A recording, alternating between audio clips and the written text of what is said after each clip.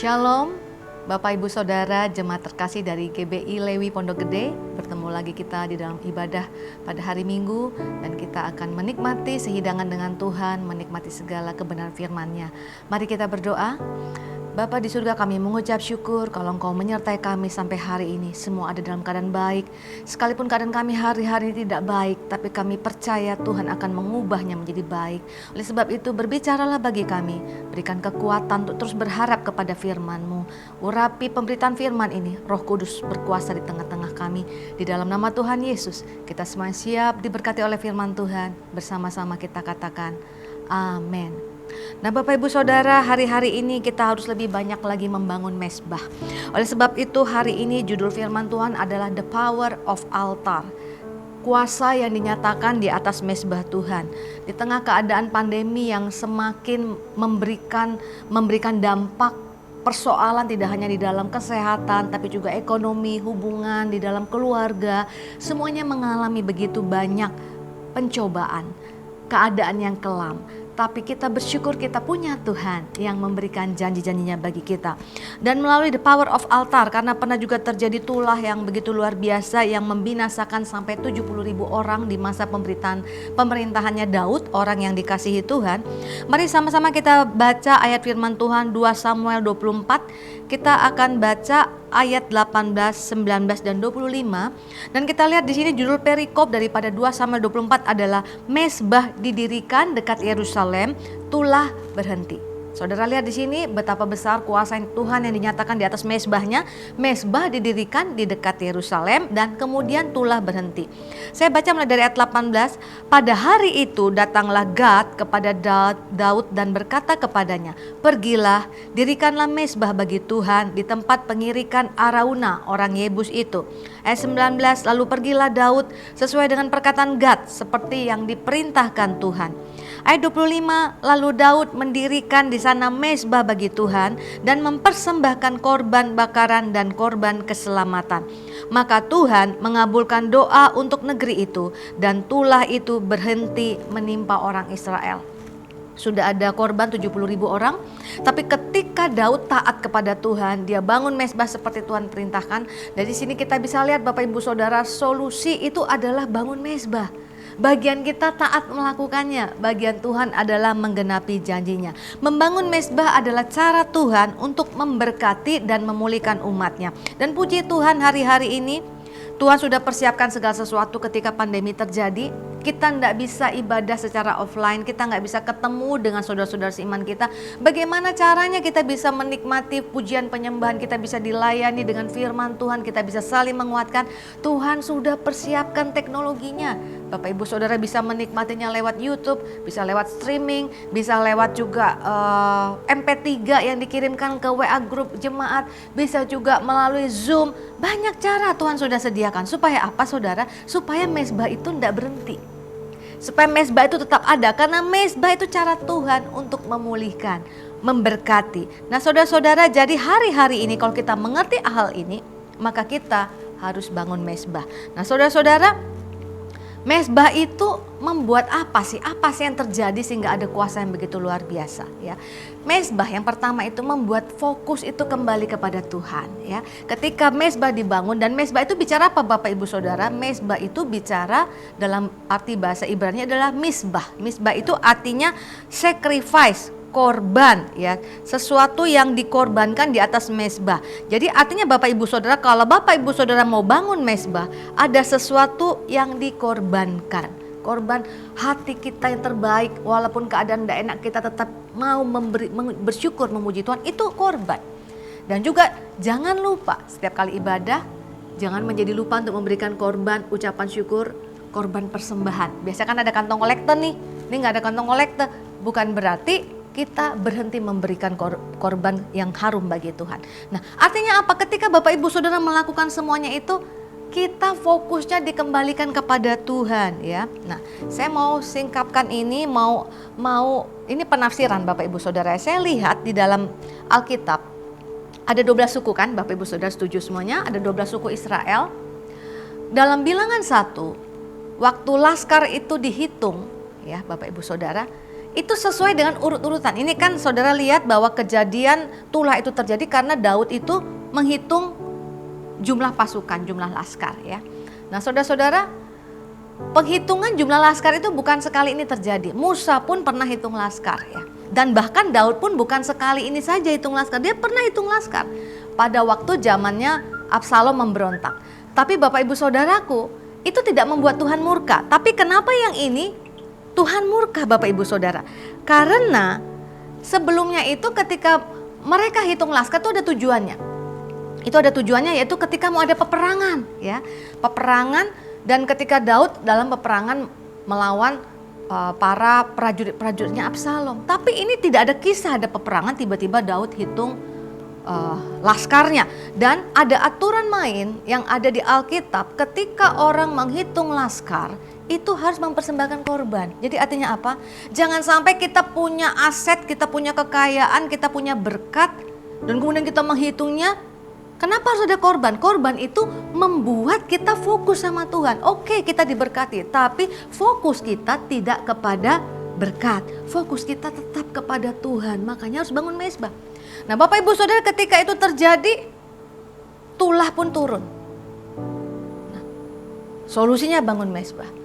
Waktu Musa ya, menghitung laskar untuk peperangan di Bilangan pasal 1 itu sesuai dengan urutan ya, anaknya Lea dulu, ya Ruben, Simeon, ya Yehuda dan seterusnya, kemudian anaknya Rahel, baru anaknya Bilha dan Zilpa. Tapi ketika dalam Bilangan pasal 7 tentang suku-suku yang akan maju memberikan persembahan, Bapak Ibu Saudara, di bait suci, di kemah suci, Bapak Ibu Saudara, urutannya berubah. Ya, jadi urusan dengan mezbah, urutan berubah. Nah saya mau kita belajar secara singkat ya tentang urut-urutan ini, karena saya percaya ini bicara sesuatu. Ada makna simbolis di sana. Nah saudara, yang maju itu 12 suku, bukan Ruben dulu yang maju. Ternyata urusannya dengan kemah suci, urusannya dengan mezbah, itu yang maju pertama Yehuda. Ya, karena ada 12 suku Israel, kita mau bagi jadi 4 topik bahasan. Jadi yang maju pertama itu adalah 3 suku pertama itu adalah Yehuda, Isakar dan Zebulon. Saya percaya ini mengandung arti. Urusannya dengan mezbah, yang mendapat pertama kali adalah Yehuda. Yehuda itu adalah praise, ucapan syukur, korban syukur yang diberikan kepada Tuhan. Dan praise pertama itu benar-benar korban ya. Karena Lea itu tidak menerima apa-apa, belum mendapat jawaban doa, tapi dia berkata, sekali ini aku akan bersyukur kepada Tuhan. Dia benar-benar memberikan korban, tetap mengucap syukur walaupun doanya belum dijawab. Dan yang kedua itu adalah Isakar. Isakar itu bicara upah, kompensasi ya, berarti blessing. Zebulon, hadiah yang indah. Saya percaya ayat ini bicara ketika kita fokusnya dikembalikan kepada Tuhan, kita bangun mezbah bagi Tuhan. Puji Tuhan, hari-hari ini mezbah tidak hanya ada di gereja, amin.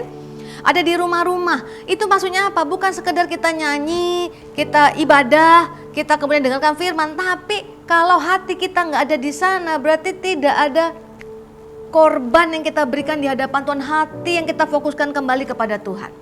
Jadi waktu 3 suku ini maju pertama, Tuhan lagi bicara, ketika engkau fokus kembali kepadaku, engkau bangun mezbah, engkau sungguh-sungguh ya, memberikan perhatianmu kepada Tuhan, apa yang terjadi? Maka blessing, hadiah yang indah akan Tuhan berikan.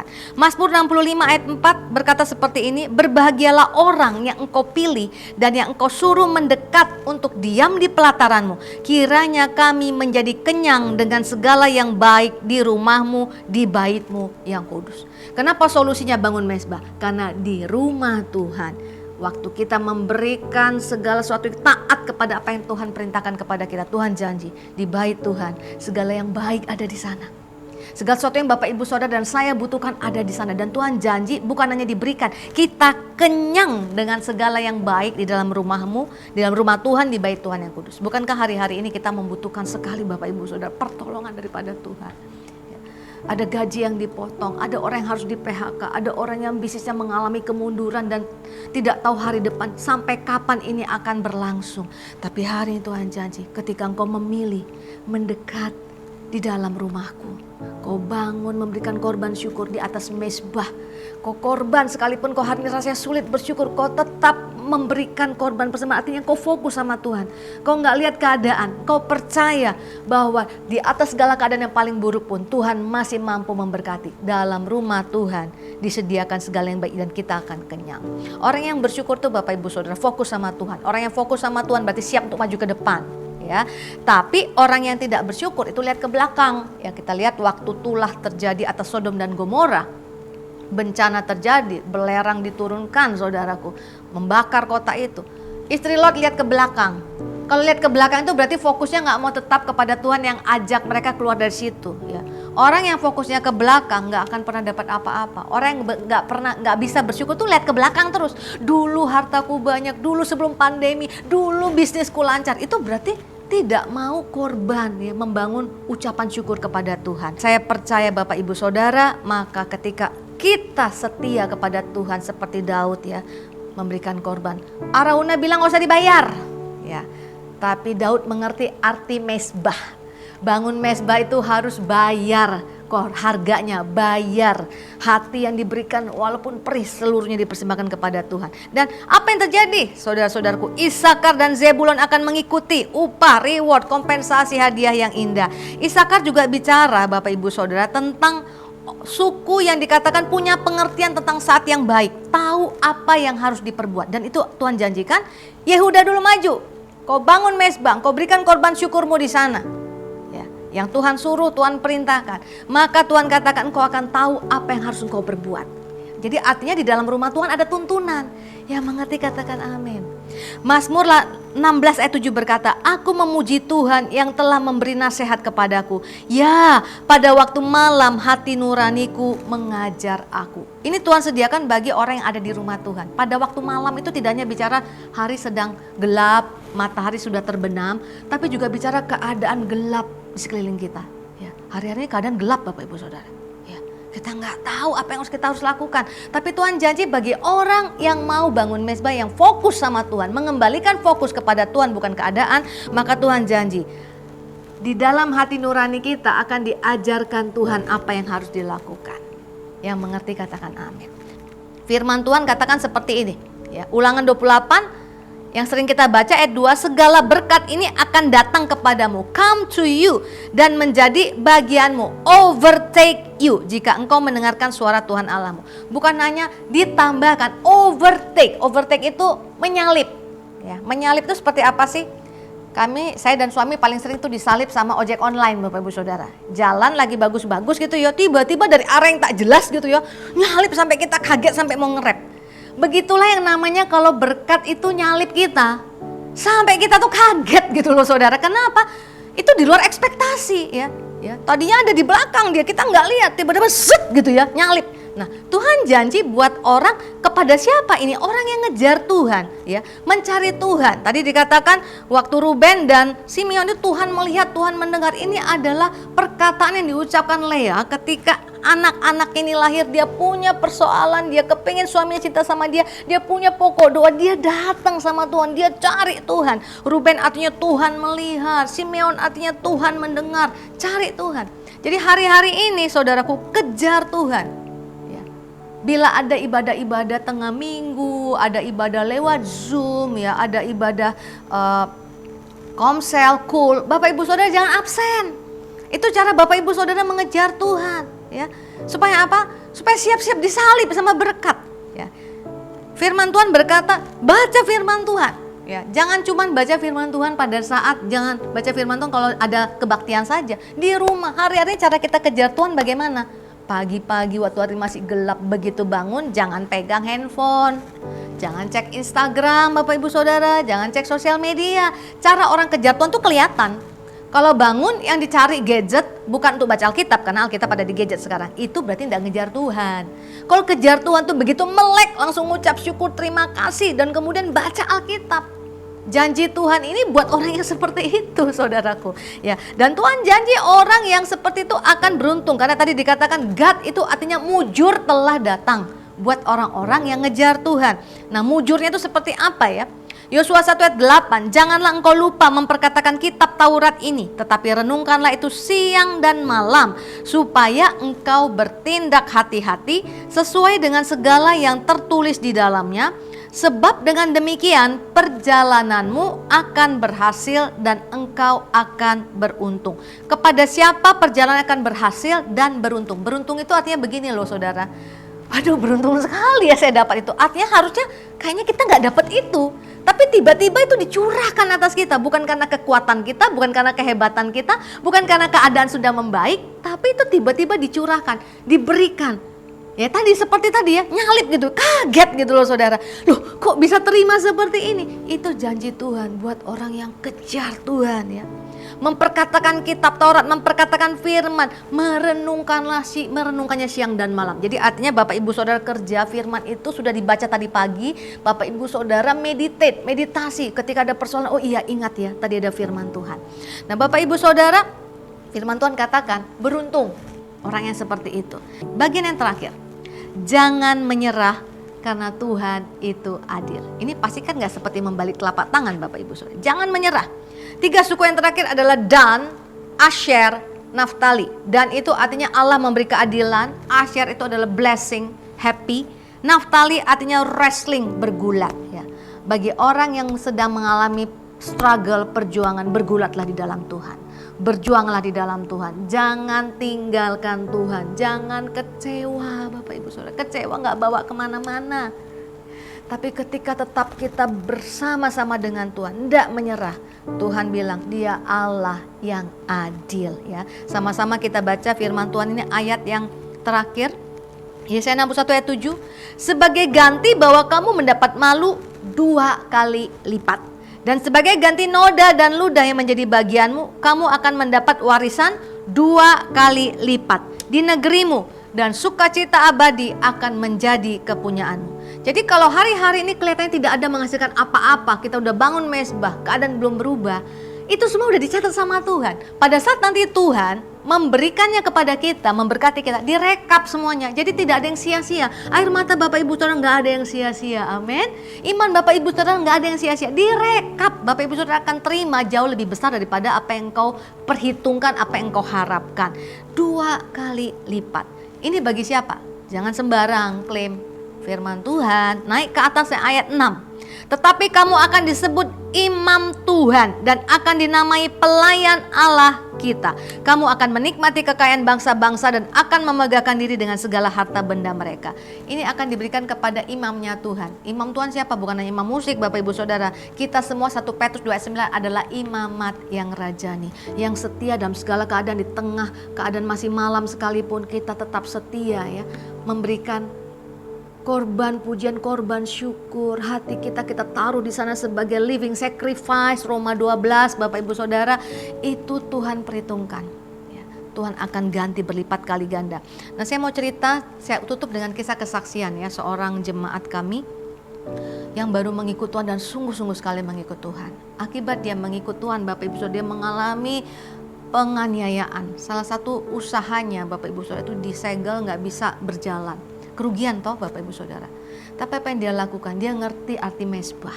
Ya, dia bangun, dia berusaha kenal Tuhan. Ya, dia aktif sekali ngejar Tuhan. Semua acara kebaktian waktu itu kita masih bisa offline, dia datang. Sesudah online pun Bapak Ibu Saudara dia nggak pernah absen. Apa aja ikut. Bahkan saya lihat jemaat-jemaat lama bahkan nggak ikut. Ikut, ada prayer room ikut, komsel ikut. Apa yang bisa ikut, ibadah minggu ikut, semua ikut Bapak Ibu Saudara, kejar Tuhan luar biasa. Apa yang terjadi Bapak Ibu Saudara? Akhirnya usaha ini yang sudah tidak bisa dia laksanakan, sudah disegel Bapak Ibu Saudara karena dia memilih untuk percaya pada Tuhan Yesus, dibeli oleh orang lain. Dan dia sedih sekali karena dia merasa dia membesarkan itu dari kecil, dari bayi lah ya bisa dikatakan perusahaan itu. Kok tiba-tiba harus diberikan kepada orang lain? Dia berikan itu Bapak Ibu Saudara dengan harga yang pantas tentunya. Tapi harusnya kalau dia tetap bisa punya usaha itu, dia pikir kan masih bisa dikembangin. Ada rasa sedih. Tapi apa yang terjadi? Sesudah itu pandemi terjadi. Ya Bapak Ibu Saudara. Dan baru dia mengerti ternyata dia dipelihara Tuhan. Usaha itu kalau berjalan tetap berjalan Bapak Saudara, memaksakan kehendaknya Bapak Ibu Saudara, sekarang sudah gulung tikar. karena nggak bisa jalan sama sekali. Justru dia bisa menikmati, dia masih bisa menjual tanpa mengerti. Ingat tadi, ya, ketika orang ada di dalam rumah Tuhan, hati nuraninya ngajar di waktu malam. Dia nggak ngerti apa maksud Tuhan, tapi pokoknya ada sesuatu gerakan, ada suatu dorongan. Dan ujung-ujungnya tahu semua ada dalam keadaan baik. Jadi hari ini itu biar menguatkan kita semuanya. Mari kita berdoa. Bapa di surga, kami bersyukur untuk kekuatan yang Kau berikan melalui firman-Mu. Biarlah firman-Mu ini berbicara lebih daripada apa yang hamba-Mu mampu beritakan. Roh Kudus-Mu menguasai kami, sehingga kami Tuhan bisa berjalan lebih dari pemenang di tengah-tengah keadaan pandemi ini. Nama Tuhan dimuliakan. Terima kasih Bapa di surga, di dalam nama Tuhan Yesus, kita yang sudah diberkati, bersama-sama kita katakan amin. Tuhan Yesus memberkati.